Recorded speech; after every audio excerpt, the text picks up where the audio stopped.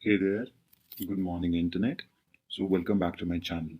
So today we will be discussing the recruitment process of EY in general and the aptitude test in specific.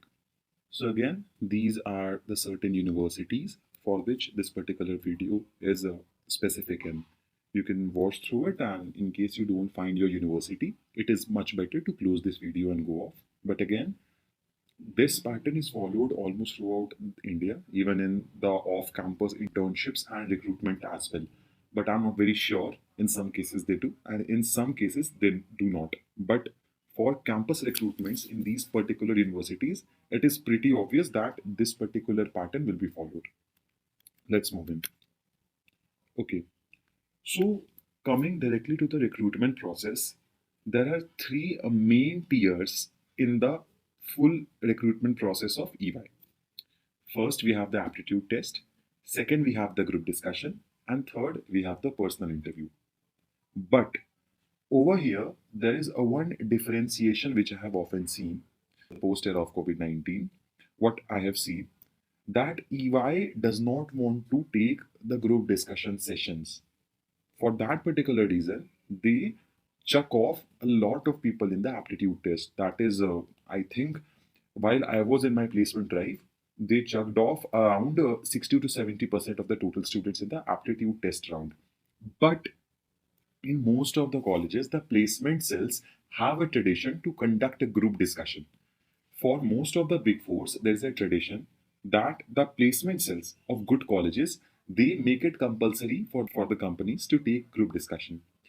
In that particular case, group discussions will be conducted, but in general, in good colleges, EY does not prefer to have group discussion. So this particular question that whether your college conducts group discussion or not will be answerable from your placement cell only. But for the sake of ease and for the sake of comprehensive study, let us include group discussion in the structure. So from aptitude test group discussion, almost 50 to 60% students are checked off and only 30% students are allowed to come in. The cutoff is around 30 to 40%. From group discussion to personal interview, about one third people are called in. So, what is very important in the entire recruitment process is that you are showing yourself authentically as well as you have to reinforce your answers with certain real life practical experiences. Why I am saying that? Like in some of the companies like Deloitte USI, and some other companies, they are very friendly in nature. But when it comes to EY is very, very professional. When I'm speaking about EY India, they have a very strict procedure, especially when you are speaking about GD and personal interviews.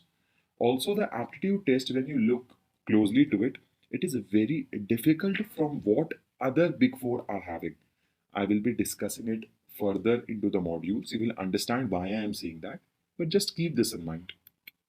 Now, coming to precisely the aptitude test part.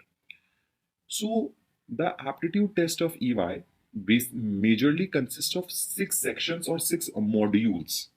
Okay, and due to these six modules only, most of the students are not able to complete this exam at a particular point of time. Actually, it's very difficult to get questions on all the six modules. While you are preparing, you can refer to books like there is a book of R.S. Agarwal which comes for preparation of aptitude test.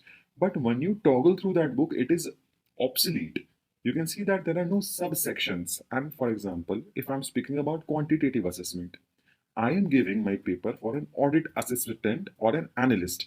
So quantitative assessment section will not be so in depth like in R.S. Agarwal or in R.D. Sharma or the specific websites which you look in. The quantitative assessment is not similar for every examination.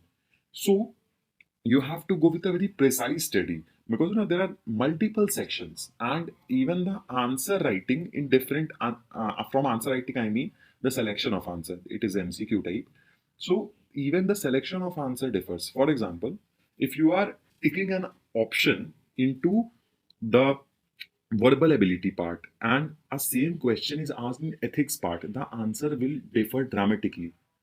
Because in verbal ability, You have to answer with practicality and a motive of corporate governance. While when you are writing or taking an answer in ethics section, it has to be on the priority of human emotions, right? So there is a difference between the two. Similarly, when it comes to these sections, I'm narrating this section one by one. Verbal ability, there will be 6 questions for 10 minutes. Quantitative assessment, 6 questions, 10 minutes. Analytical reasoning, 6 questions, 10 minutes.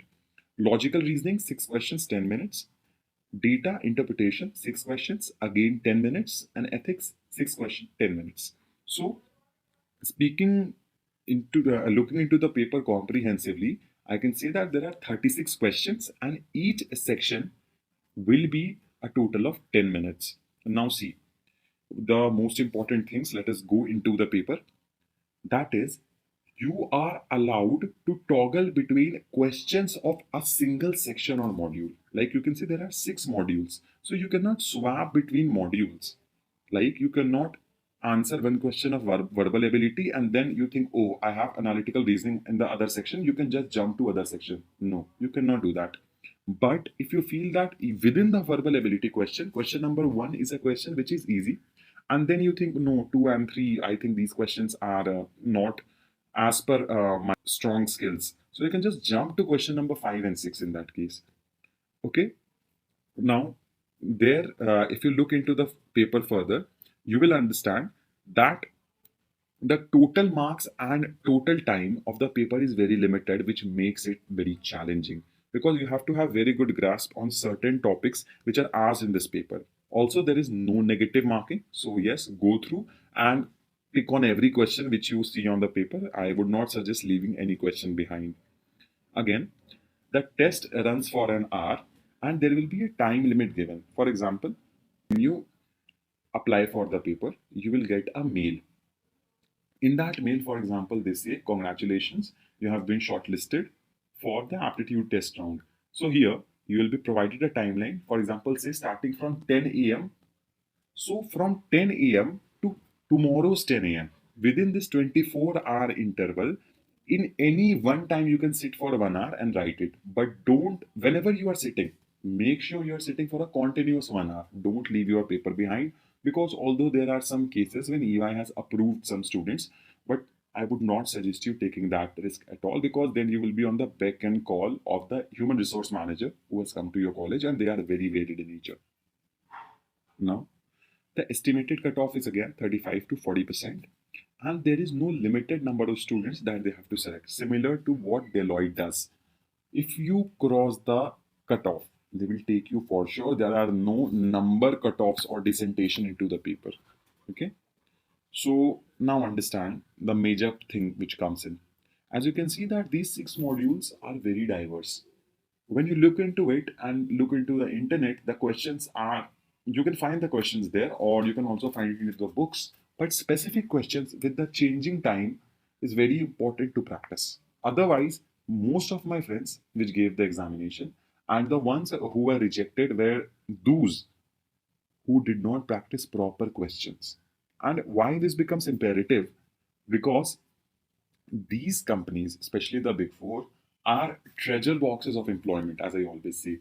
Once these companies will go off, you can see that the companies coming in provide you very less CTC. Especially, I'm speaking in terms of Delhi University, that we get this opportunity of big fours, all the big fours, or I should say the big six, come to our colleges. And once they leave, you will understand that the rest of the companies, I won't be naming those companies, but most of the companies which come in, they give you CTC like 2.5 lakhs, 3 lakhs in good colleges. I'm speaking about good colleges, one of the top which you know. Okay, so 2.5 to 3 lakhs CTC they are giving except for the big fours.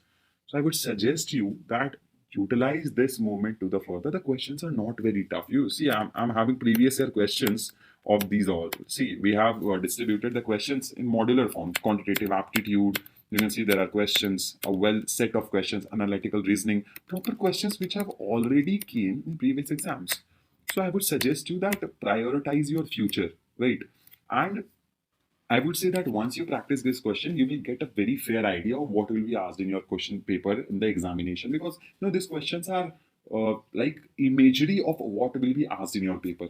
So I would say that just go into the description box and prioritize yourself, your future, and get these question bank. It is very cheap. You can just go and toggle through it.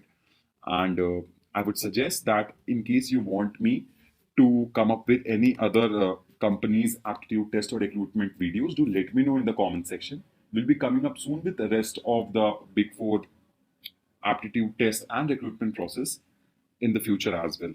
Thank you, everybody.